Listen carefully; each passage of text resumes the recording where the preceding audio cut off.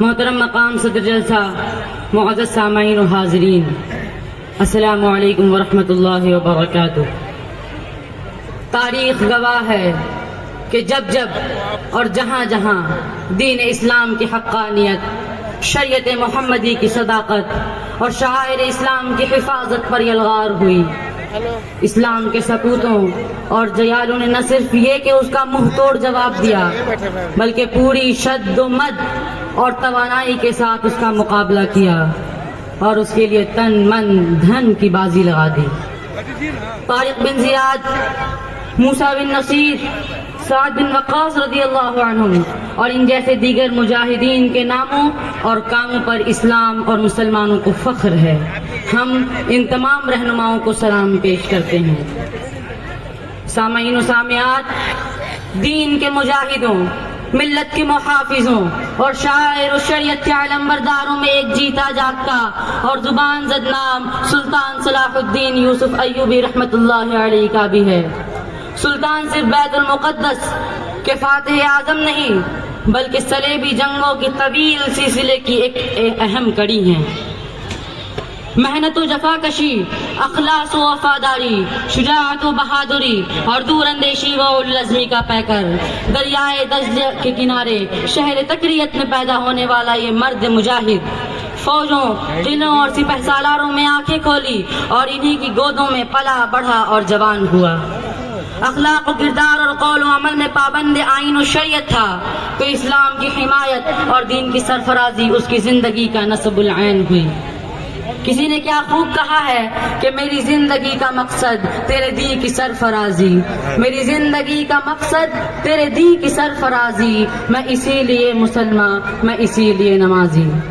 سامعین و سامعات، ہم سب کو یقیناً اس بات کا علم ہوگا کہ تاریخ میں صلیبیوں نے ہمارے بڑے بڑے اور اہم شہروں پر اپنوں کی غداری کے سبب قبضہ جما لیا، لیکن جب بیت المقدس پر صلیبی جھنڈا لہرانے لگا تو صلیبیوں کا انداز جشن بتا رہا تھا گویا آدھی دنیا فتح کر لی۔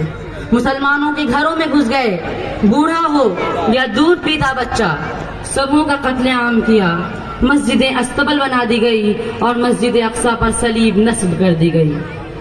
محترم حضرات، مسلمانوں پر مدتوں سے وحشیانہ مظالم کی داستان نے سلطان صلاح الدین ایوبی کو جھنجھوڑ رکھا تھا۔ سلطان کے یہ جملے ابھی بھی تاریخ کے صفحات میں سنہرے الفاظ میں درج ہیں کہ جب انہوں نے اپنی فوج میں شامل اپنے دو جوان بیٹے افضل اور ظاہر کو اپنے والد نجم الدین ایوب سے ورثے میں ملا ہوا جملہ یاد دلاتے ہوئے کہا کہ تم آج سے میرے بیٹے نہیں، قوم کے بیٹے ہو۔ بے مقصد جینے سے قبل از وقت مر جانا بہتر ہے۔ میرے بیٹوں، جو لوگ دین کی بالادستی کے لیے اللہ کی راہ میں شہید ہوئے انہیں مت بھولنا۔ جو قوم اپنے شہیدوں کو بھول جاتی ہے اس قوم کو خدا بھول جاتا ہے، اور پھر اس کی عبادت گاہیں استبل، اس کی بیٹیاں دشمنوں کی عیاشی کا سامان اور اس کے بیٹے غلام بن جاتے ہیں۔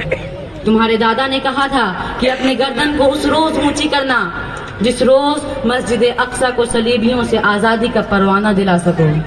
میرے بیٹوں، میں نے تمہاری ماں سے کہہ دیا ہے کہ بھول جا تیری کونک سے بیٹوں نے جنم لیا ہے۔ بیٹے کی زندگی کی دعا کرنے کے بجائے التجا کرو کہ جو دودھ انہیں پلایا ہے وہ نور سے منور خون بن کر مسجد اقصی کا فرش دوڑا لے۔ سامعین و ناظرین، سلطان صلاح الدین ایوبی کے ان ایمان افروز اور عقابی روح پیدا کر دینے والے جملوں نے فوج میں عمرو بن عاص اور ان کے سپہ سالاروں جیسا جوش و ولولہ پیدا کر دیا۔ پھر کیا تھا؟ جنگی ساز و سامان سے لیس اور آلات حرب و ضرب میں ملبوس صلیبیوں پر ایسے جھپٹے جیسے باز شکار پر جھپٹتا ہے، اور دیکھتے ہی دیکھتے 90 سال پر محیط ظالم جابر اور سفاک صلیبی حکمرانوں کا خاتمہ ہوا، اور 27 رجب 583 ہجری کو معراج کی سرزمین فلسطین پر اسلام کا جھنڈا لہرانے لگا۔ لیکن افسوس صد افسوس 1948 عیسوی میں اس ارض مقدس فلسطین کو ایک دفعہ پھر امریکہ اور برطانیہ کی نظر بد لگی اور صلیبی قبضے سے آزاد ہونے والی اس سرزمین، اس ارض مقدس فلسطین کو ناجائز طور پر صہیونیوں کے حوالے کر دیا گیا، جہاں پھر آج مسلمانوں پر مظالم ہو رہے ہیں، انہیں اپنے ہی گھروں سے بے گھر کر دیا گیا ہے۔ آج ارض فلسطین ایک دفعہ پھر کسی صلاح الدین ایوبی کی منتظر ہے۔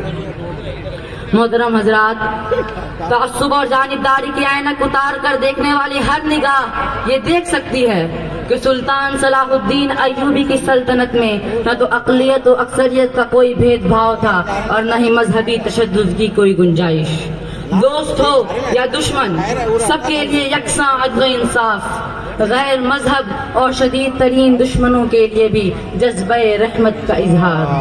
صلیبی جنگ کے دو بڑے عیسائی کمانڈر ریمنڈ اور چرچ کی گرفتاری اور پھر ان کی رہائی اس بات کی دلیل ہے۔ محترم سامعین و حاضرین، اس عظیم مجاہد، جاباز سپاہی اور فاتح بیت المقدس کی زندگی جہاں ایک طرف اقتدار کے نشے میں بدمست حکمرانوں کو حکمرانی کا شعور دیتی ہے، وہیں نئی نسلوں کو ہمت و جرأت، صبر و ثبات قدمی اور دانشمندی و دور اندیشی کے ساتھ جینے کا حوصلہ بھی۔ اس عظیم مجاہد، جاباز سپہ سالار اور 90 سال تک آزادی کو ترسنے والی ارض مقدس فلسطین کا فاتح اعظم اور اسلام کے دشمنوں کے سینوں پر سانپ بن کر لوٹنے والا یہ جاباز 57 سال کی عمر میں اپنے خالق حقیقی سے جا ملا۔ کسی نے سچ ہی کہا ہے کہ مت سہل ہمیں جانو پھرتا ہے فلک برسوں، مت سہل ہمیں جانو پھرتا ہے فلک برسوں، تب خاک کے پردے سے انسان نکلتے ہیں۔ وما علینا الا البلاغ۔ السلام علیکم۔